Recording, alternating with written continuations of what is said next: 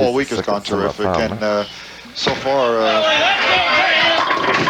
the guys that bowled the best have been pretty unlucky. It's, Walter bowled a tremendous game last game, and just couldn't knock the 10 out. It's hard for people watching. They don't really understand how you can say I bowled a really good 180 game. Well, they just got done watching that. And, you know, when Danny shot those 300s, Randy, yesterday, he was on 37 and 8, 35 and 6. Plays a little bit tougher, especially lane 36. It's a little more stiff flippy. And I think Traber, because he's going so direct, could be really tough today. That was the same thing I was thinking. The guys that are trying to hook it are having a little bit of trouble getting the ball to the pocket consistently. We take a look at Steve Jaros for the first time. It's going to be interesting to see what kind of ball reaction he has.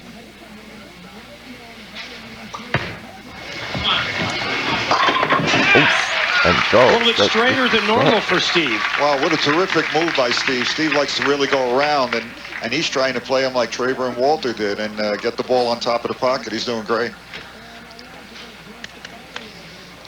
Now, the key was that match against Tim Chris. He was up 2 games to none, but he's seen an 0-2 turnaround and said Tim's reaction was getting better and better, and actually Tim had a chance to make it to a 5th, didn't he? His reaction was, Tim's reaction was getting better. Steve's was getting worse. Oh, look at the messenger come flying across. He didn't want that match to continue on to 4 and 5 games. His reaction's deteriorating. You know, he's from, excuse me, I'm sorry. Go ahead, John. He's from Chicago. In Chicago, they call that slamming the dime. That's the expression they use there.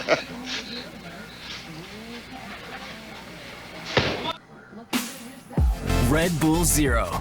Zero sugar, 100% wings with monk fruit extract.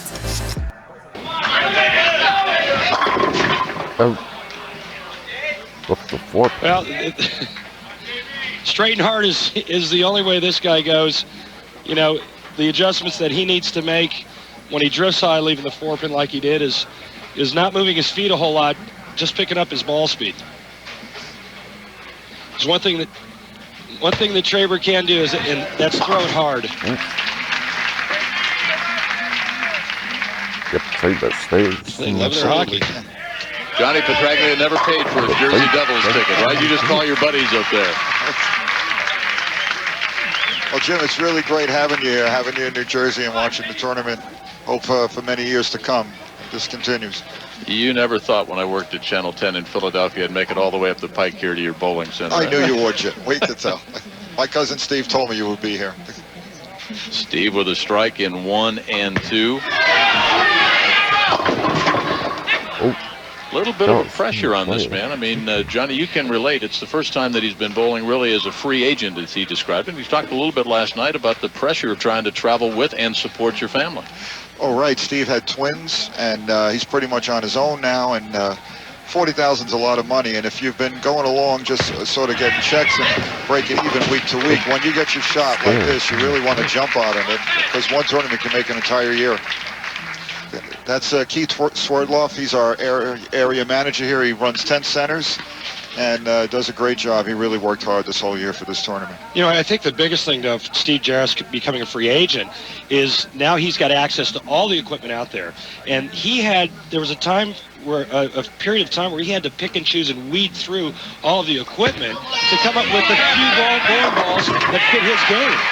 Exactly. When Steve had to figure out what kind of weight block am I looking for, high differential, low differential, what's going to work the best for me, what's going to carry, it takes a long time to sort it out, and now he's got it. He's a tremendous talent. It's just a question of putting it all together. We talked about Dave's parents watching in Cedarburg, Wisconsin. They actually started him bowling when he was about 7 years old. He was using a 16-pounder, I think, when he was 7. Pretty big guy. I think the thing that's interesting when you watch Dave Traber's style is that he doesn't have a whole lot of knee bend. You see the 6-pin wrapping right around the 10. Doesn't have a whole lot of knee bend, and he lofts the ball. And I think the two kind of go hand in hand. But also that loft delays his hook and really makes for a straighter shot.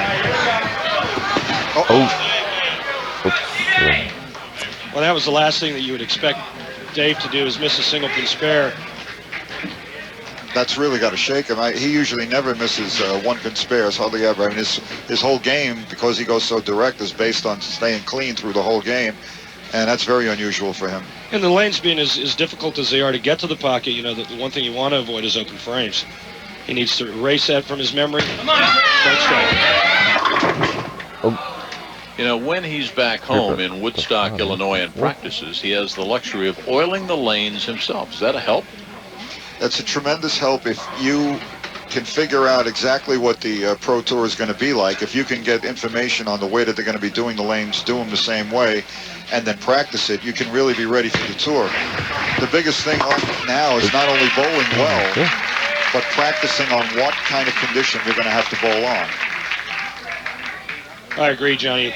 The one thing that, you know, he did do with the lane conditions, he made them real tough. He made the pattern really flat, so where there wasn't a buildup of oil in the middle to give you free hold, and there wasn't any dry boards to the right, which would give you swing. Just made the lanes flat, made him have to repeat shots and hit his target.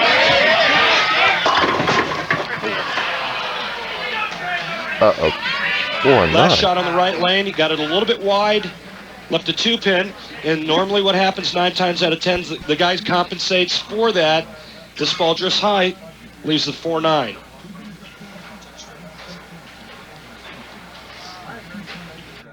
Got pet odors? Get Febreze fabric spray to keep your fabric smelling fresh and clean. Paramount Plus has a mountain of movies. Come on! Are you not entertained? Ask if. So please, take a chair.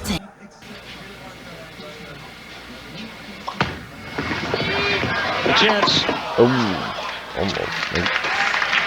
Well, the scoring pace is going on very similar to the way it did all week. I thought this was really a perfect week, Randy and Jim. It was every kind of game got there.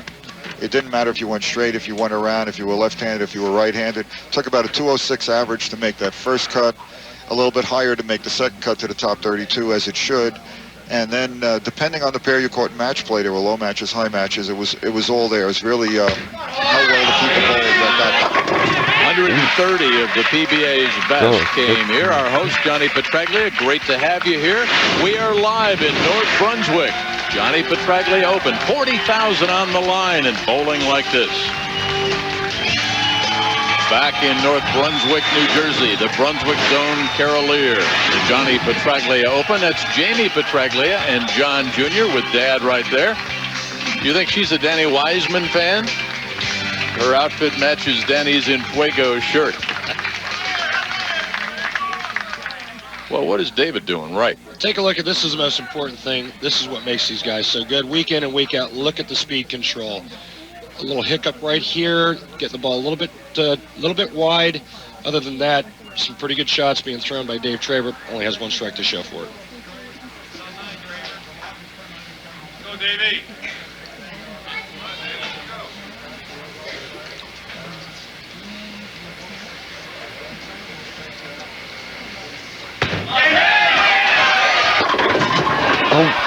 There's the reason why. Only 1 strike so far in 6 frames. Bad carry.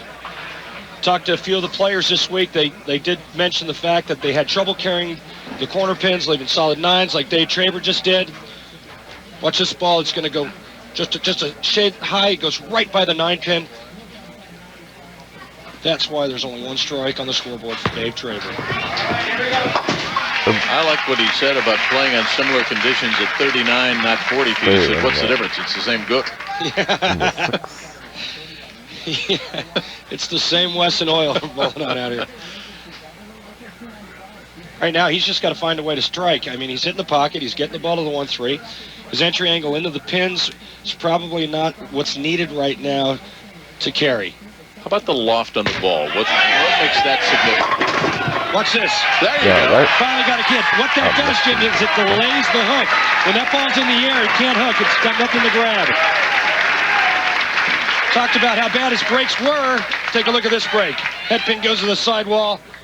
Comes hunting for the 10. Get out of my way.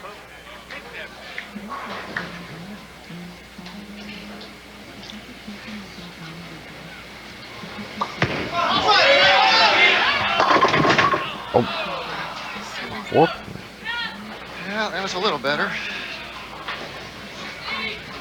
A little self-talk from Steve Jaros, saying it was a little bit better, referring to the way he threw that shot. ball drifted high, still leaving the 4-pin. When Steve's out here on television, he's a little bit superstitious. I mean, he only bowls in outfits that he's been successful and bowled in before. About his footwork, well, feet don't fail me now. The Dexter feature. My Dexter solution for this week was the number 5 horseshoe heel with the number 8 slide sole. This week I found the approaches a little bit more slippery. This combination enabled me to really control my slide. Being more of a power stroker, I rely on medium ball speed and good solid footwork to create the leverage necessary to get in and really open the lane up with the guys that hook it. Footwork, the key to everyone's leverage, and leverage is what enables you to make good shots. Right over the second arrow. 10 in the pit. One of the things he was talking about last night was he used so much energy to qualify. He was wondering what he would have left in the tank for the TV show.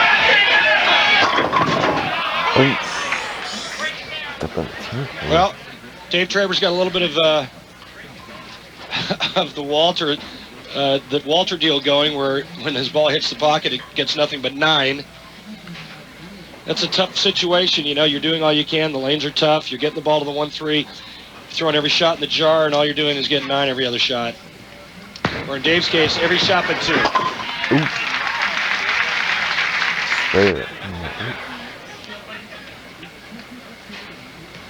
Come on, Trey. Well, that ball drifted high. Again, not a record break. Even though the ball went through the face, you know, it could have caught a break and tripped the 7-pin out. Instead, he leaves himself 6, 7, 10.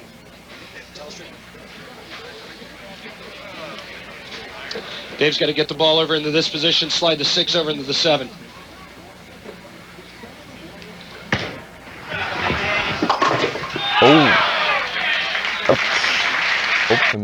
I trust your handicap improves. Spends more time in the woods than with his family, Your Honor. It's an investment. I find the defendant...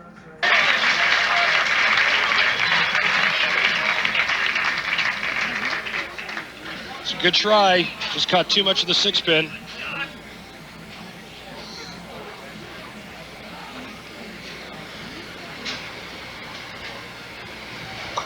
Possible 227 now for Steve. The 10-pin has been a little pesky tonight. It's glued down. Guys are doing what they're supposed to do. They're getting the ball to the pocket. 9 every ball. You can figure out the tough part about this is when you try to figure out carry, try to figure out a way to strike when your ball hits the pocket. Sometimes you lose your angle, you lose the pocket altogether, and then you fall into the trap of not even being able to hit the pocket. So right now, you take your medicine, you hit the pocket, you make 9 spare. In Peoria, the round of 32 missed the cut just outside of Nashville. The round of 16 at Indy missed the cut in Grand Rapids, and in Taylor, Michigan, in Detroit, the round of 64. He'll be the first to tell you that he has never been the best match play bowler, huh? Well, I always thought Steve was a pretty good match play bowler, whether or not he thinks so. But, you know, this new format is all about match play and match play situations and winning matches. And right now he's won another, and he's going to advance to the championship round. Well, he told us last night he didn't think he was the best match play bowler. Problem is, every time you bowl, he says you can go home, and with 2 young mouths to feed, he said there's always something to pay off. Worst he'll do this week is $20,000 at the Johnny Petraglia Open. If he wins, $40,000, the championship match. Danny Wiseman up against Steve Jaros. When we come right back live to North Brunswick.